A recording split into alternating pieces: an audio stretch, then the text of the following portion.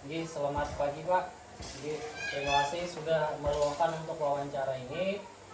Di sini Pak, terlebih dahulu Ulun ingin berbicara tentang pengalaman Bapak dalam menghadapi kasus-kasus atau permasalahan-permasalahan yang ada di sekolah ini tentang dilema etika Pak. Nah, jadi permasalahan-permasalahan yang ada di sekolah ini tentang cara Bapak itu untuk menghadapi kasus-kasus itu seperti apa. Nah, karena kenapa jadi Ulun memilih Bapak itu karena Bapak selaku pimpinan Ulun dan Bapak Ulun tahu pasti punya segudang pengalaman.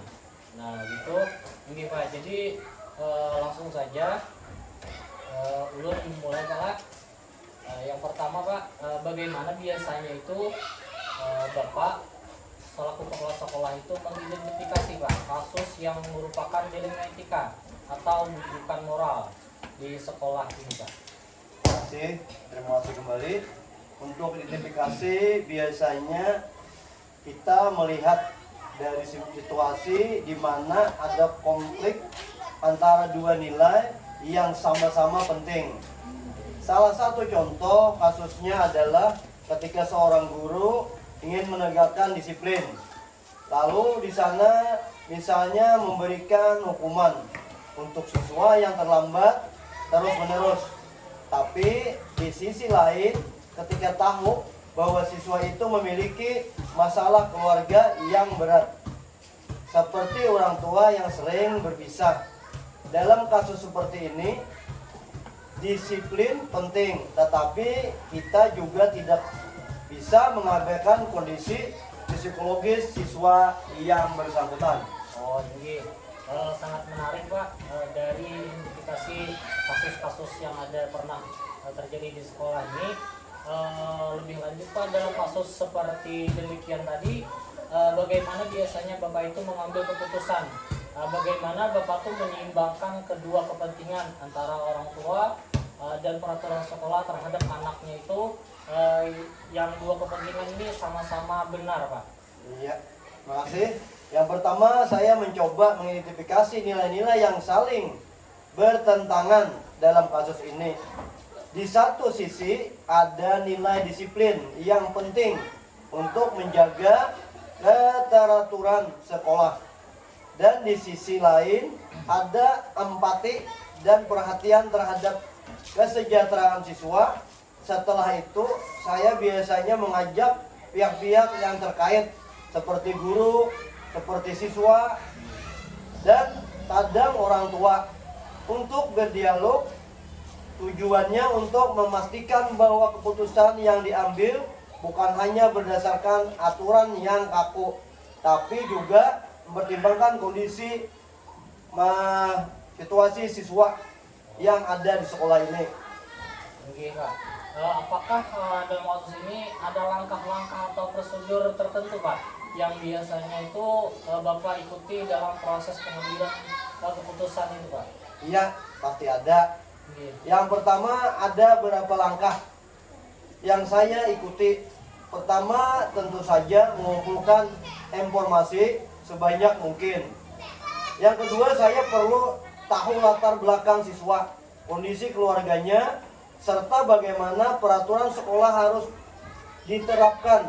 Kedua, saya berdiskusi dengan tim seperti guru-guru, wakil kepala sekolah untuk mendapatkan sudut pandang lain. Yang terakhir saya lakukan adalah saya mencari jalan tengah yang memenuhi kedua nilai tersebut.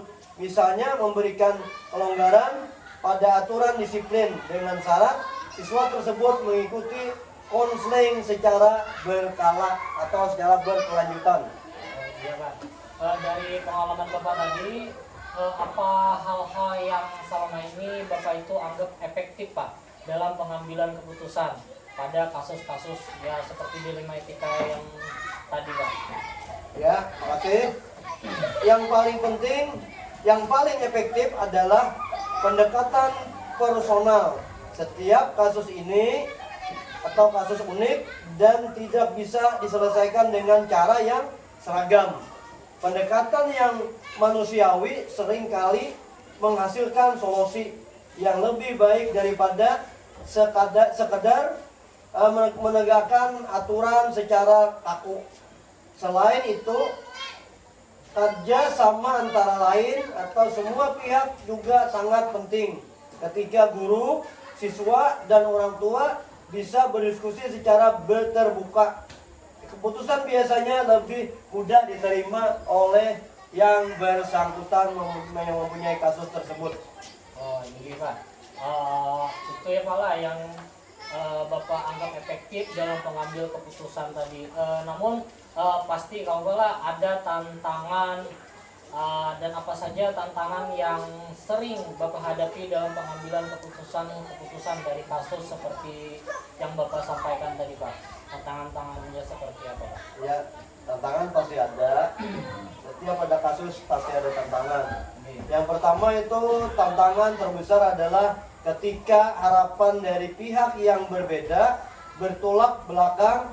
Misalnya ada guru yang sangat tegas dengan aturan dan tidak mau konfirmasi. Sementara orang tua siswa berharap agar anaknya dapat perlakuan lebih baik atau lebih lunak.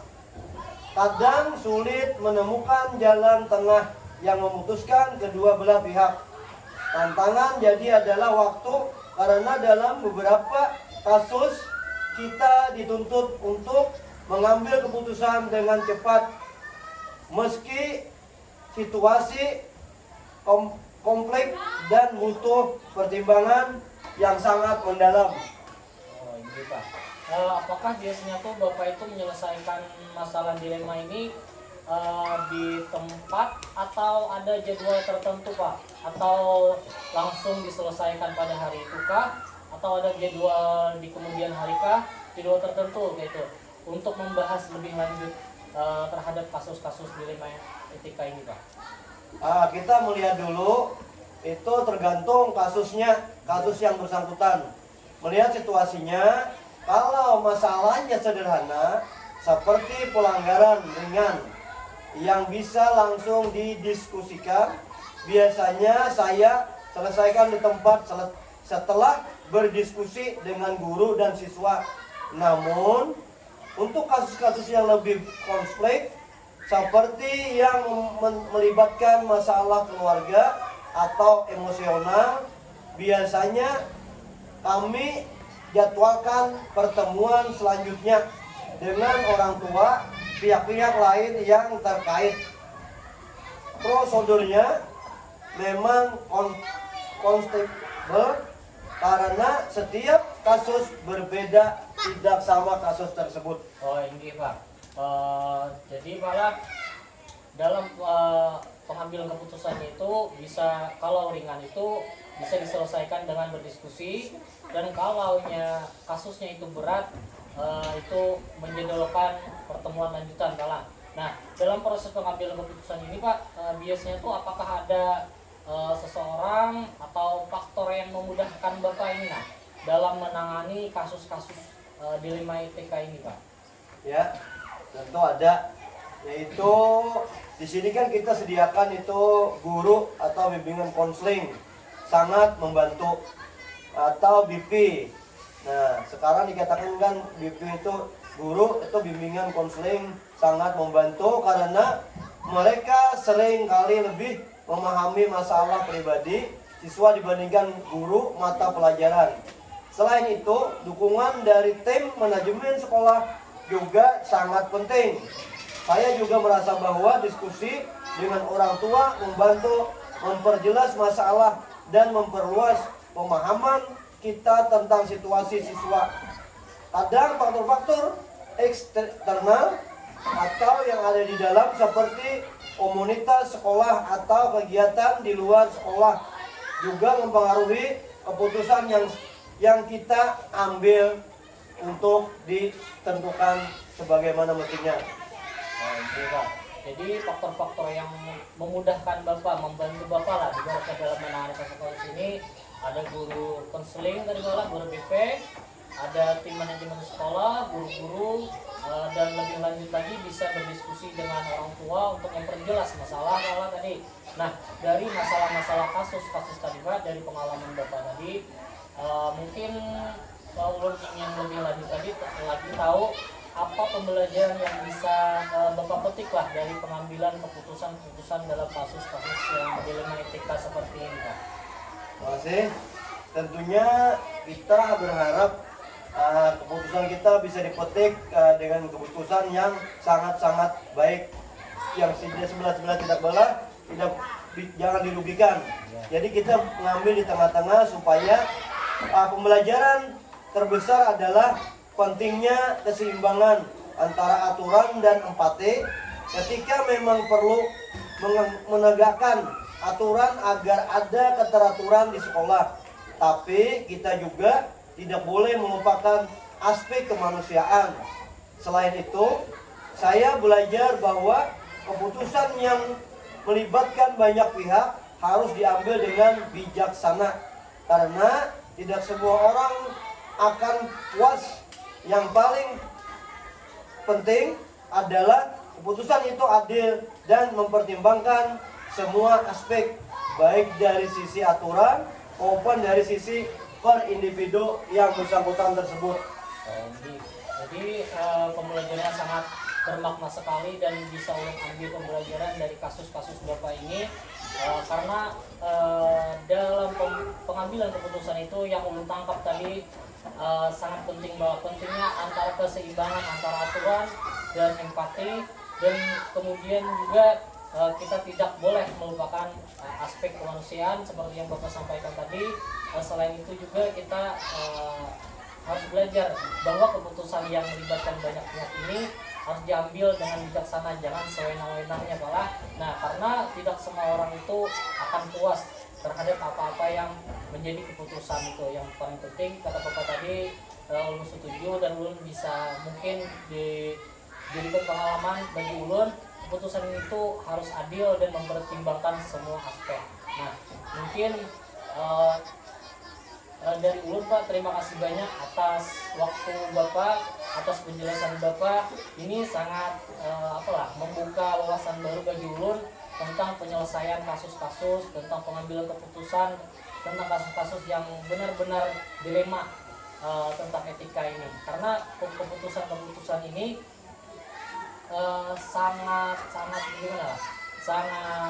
kompleks. Kalau kita memutuskan sepihak, itu akan sepihak lagi akan dirugikan. Jadi harus benar-benar bijaksana terhadap keputusannya.